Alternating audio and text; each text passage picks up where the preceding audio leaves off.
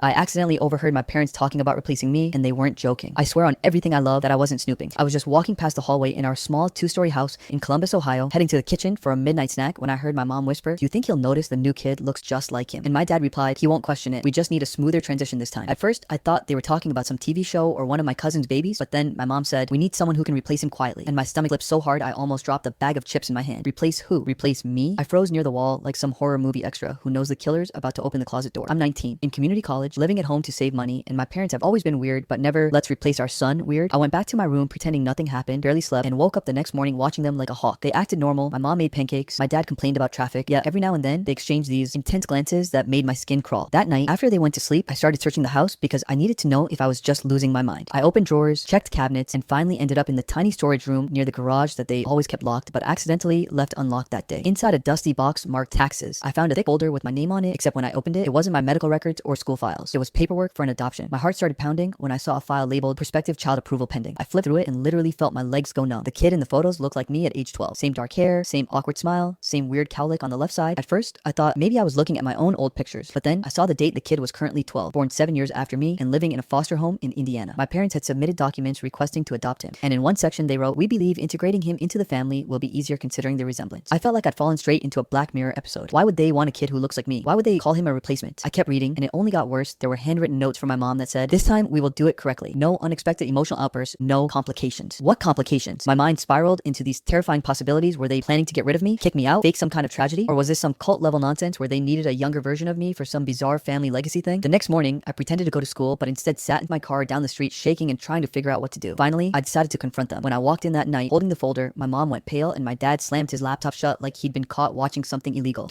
I asked them directly, "Why are you replacing me?" My mom started crying immediately, and my dad kept saying, "You weren't supposed to find that yet," which did not help at all. Eventually, they sat me down and explained that when I was a kid, I'd been terribly sick, something I barely remember, and they were told there was a chance I might not survive. So they applied to adopt a backup child. Their words, not mine. They never went through with it, but apparently the idea stuck in their minds, and when I moved into adulthood and became more independent, they started feeling like they were losing me and wanted another chance to raise a child who could fill the quietness I'd leave behind. They insisted they weren't replacing me, but the paperwork, the comments, the way they talked, it all said otherwise. I didn't yell, didn't cry. I just packed a bag and went to stay with my friend Jake, because once your parents start shopping for a younger version of you, that's when you realize you're no longer safe in your own house. They've been texting nonstop, saying they're sorry, begging me to come home, but honestly, I don't know if I ever can. How do you go back to a home where you were almost replaced like a cracked iPhone screen?